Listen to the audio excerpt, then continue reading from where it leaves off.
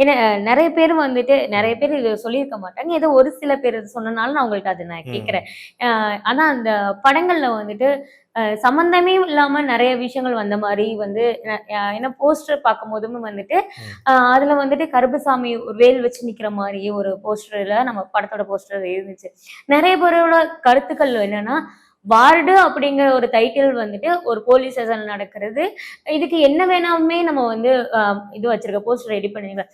எதுக்கு கோவில் சம்மந்தப்பட்ட கோவில் அந்த கடவுள சம்மந்தப்பட்டும் அதுல வந்து போஸ்டர் இருந்துச்சு. சம்மந்தமே இல்லாம ஒரு போஸ்டருங்கும்போது மக்களுக்கு புரிதல் வந்து கம்மியா தானே இருக்கு அப்படின்னு நெறைய பேரு கருத்துக்கள வச்சிருந்தாங்க. அந்த கருத்து தான் உங்கள்ட்ட கேட்கிறேன். இந்த போஸ்டருக்குமே அதுக்கு ஏதாவது சம்மந்தம் இருக்கா? இந்த போஸ்டருக்கும் சம்மந்தம் இருக்கு. ஆனா பேரே வந்து கோட்டக்கருப்பு சாமி தான். ஸோ அதனால நாங்க அந்த சாமிய அந்த லாஸ்ட்ல எண்டுல கூட சொல்லியிருப்போம். எங்க அப்பா வந்து எனக்கு பேர் கோட்டக்கருப்பு சாமி வச்சாரு. அது காவல் தெய்வம்.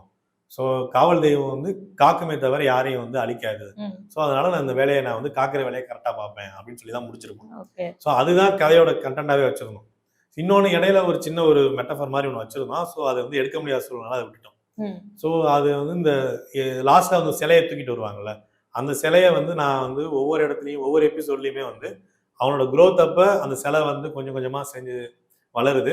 அவனோட ஏதாச்சும் ஒரு ஃபால் ஏற்பட்டுச்சுன்னா உடனே அந்த மழை பெஞ்சு அது கரையுது அப்படிங்கிற மாதிரி ஒன்று வச்சிருக்கோம். பட் அது வந்து நேரமின்மை காரணத்தினால எடுக்க முடியாமல் போயிடுச்சு. ஸோ அது மேபி அதை வச்சிருந்தேன்னா இந்த கேள்வி வந்திருக்காம இருந்திருக்கலாம். ஓகே.